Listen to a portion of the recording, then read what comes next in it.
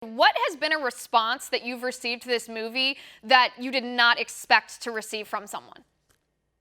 Well, the pro-choicers and their responses are incredible because they're walking out either saying, "I can no longer be pro-choice," or "I do not support this unless it's an absolute medical emergency." Well, there's not a medical emergency that warrants it. I know that, but we're making progress. This movie has affected them so deeply that they walk out and they're challenged. Variety put out this review, which was more or less an op-ed in my opinion. It was it was definitely a biased review. But the best part of that review were the comments underneath of the review, and there were people saying, "I'm not part of the choir that this is preaching to, and I appreciate this movie. I was pro-choice and I walked out pro-life." Those have been the most amazing comments to read.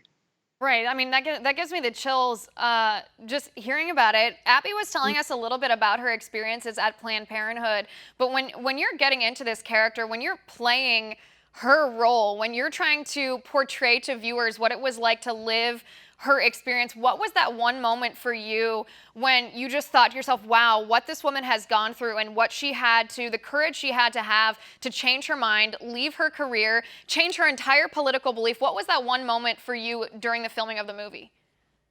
Well, obviously, it's that first scene where she sees the ultrasound guided abortion. I mean, that's a really critical one. But what struck me even more is there's this scene where it's 2 or 3 in the morning. She's sitting downstairs by herself. Her husband comes down and asks her what she's doing. And she's just, I'm sobbing rather.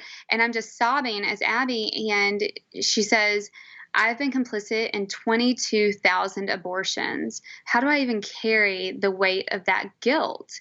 And it was just this really beautiful moment where her husband says, only God can forgive you, and you have to forgive yourself.